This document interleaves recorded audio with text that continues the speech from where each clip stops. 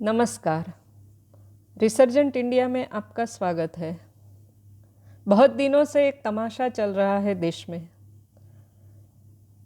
फर्जी किसान नेता झूठी बातें चलाकर निर्दोष भोले भाले किसानों को भरमा रहे हैं और देश में अराजकता फैला रहे हैं। 26 जनवरी को जो नंगा नाच हुआ वो हमने देखा।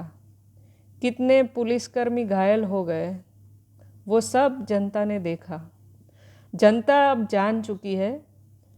जनता ने ये सब देखा। माननीय प्रधानमंत्री जी की सहनशीलता की जो कसौटी हो रही है वो भी जनता देख रही है।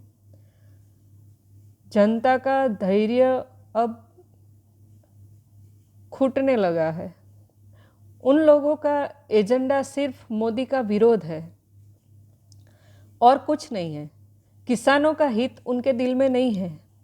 जो कुछ किसान उन बिके हुए नेताओं की बातों में आ गए थे उन्हें भी अब पता चल चुका है और वो अब वापस जाने लगे हैं। तो इसलिए ये आंदोलन अब खत्म होने की कगार पर है। तो अब उन्होंने एक नया राग शुरू किया, एमएसपी कानून लाने का। एमएसपी कानून मतलब कि जो एमएसपी तय की जाए उस एमएसपी के नीचे आप फसल नहीं खरीद सकते। तो आप सोचिए कि अगर बाज़ार में कम कीमत में चीज़ मिलती हो तो आप क्यों ज़्यादा कीमत में खरीदेंगे अगर एमएसपी से कम कीमत में मिलती हो तो अगर व्यापारी को बाज़ार से कम कीमत में चीज़ मिलेगी तो वो किसान से खरीदेगा नहीं।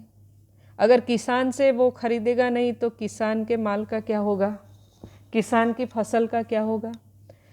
और सरकार कितना खरीदेगी? सरकार की एक लिमिट होती है। सरकार पूरी फसल अगर खरीद ले सभी किसानों की तो उसका उपयोग क्या करेगी, कहाँ डालेगी वो? तो इस तरह ये जो एमएसपी कानून की बात हो रही है इससे देश का भी नुकसान हो सकता है और किसानों का भी नुकसान हो सकता है।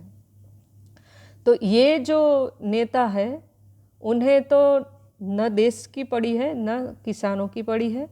उन्हें सिर्फ अपनी जेब भरने की पड़ी है, अपनी तिजोरियां भरने की पड़ी है और उनके पीछे जो ताकतें लगी है उन्हें अपनी राजनीति की पड़ी है।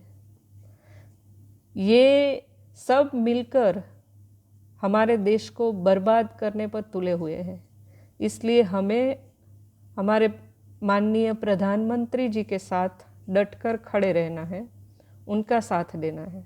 जय हिंद।